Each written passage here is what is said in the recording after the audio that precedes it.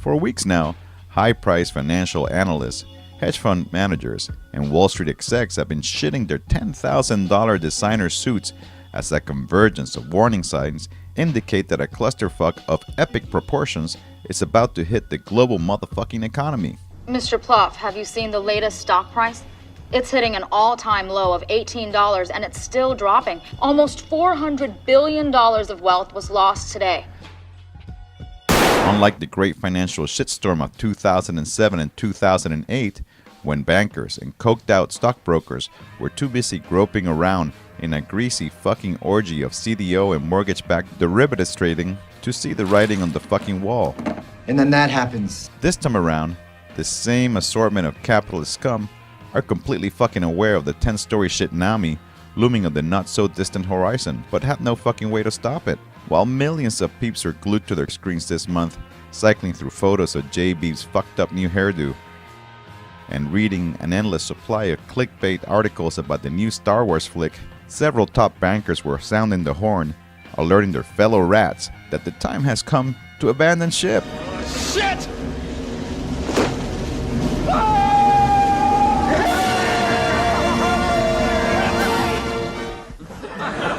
Hey, that was Wilkins of Finance. Oh, no, that was Robertson. On January 8th, a leading economist from the Royal Bank of Scotland published a memo urging investors to, quote, sell everything. How can the price be going down? Something's wrong.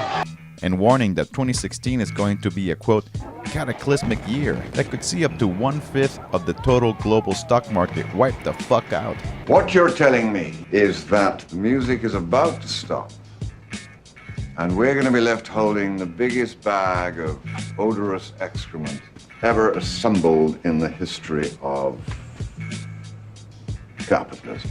This gloomy prediction has been more or less echoed by economists at several behemoth fucking banks, including Morgan Stanley, Barclays, Bank of America, Merrill fucking Lynch, Deutsche Bank, and JP Morgan. This time around, the epicenter of the crisis is China, the very engine of global economic growth that has been propping up the entire international economy since the 2008 meltdown. For years now, gangsta capitalists have been pouring billions of dollars into a giant fucking construction boom in China, building sprawling ghost towns that nobody fucking lives in. Except for maybe these chickens. This insane fucking building bonanza has used up a huge percentage of the world's total output of oil, concrete, coal, steel, and other metals.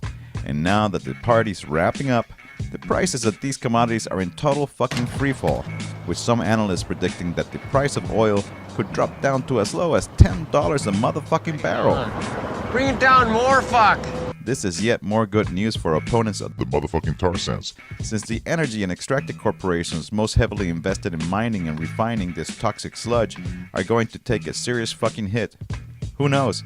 Some of them might go bankrupt and have to shut down. What do you mean you fucking got laid off? The fucking price of oil or some shit. But while this looming economic collapse may seem like great news to peeps eagerly awaiting the violent death of capitalism and the chance to piss on its fucking grave, the unfortunate reality is that it will be mostly poor peeps who get fucked in the end. Further economic turmoil risks increasing the nationalist backlash that is already reaching a fever pitch in the West and will no doubt make life even more desperate for peeps in the global South who are already suffering the brunt of global inequality and runaway climate change. After the 2008 crisis, rich fucking bankers got bailed out on the public dime, while millions of poor peeps found themselves homeless and millions more lost their jobs.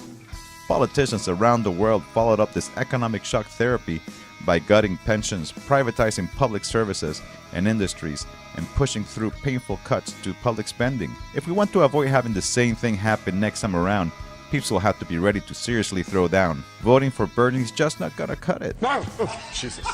A recent report published by Oxfam pointed out that the 62 richest motherfuckers on Earth now possess the same amount of wealth as the bottom 50% of the world's population.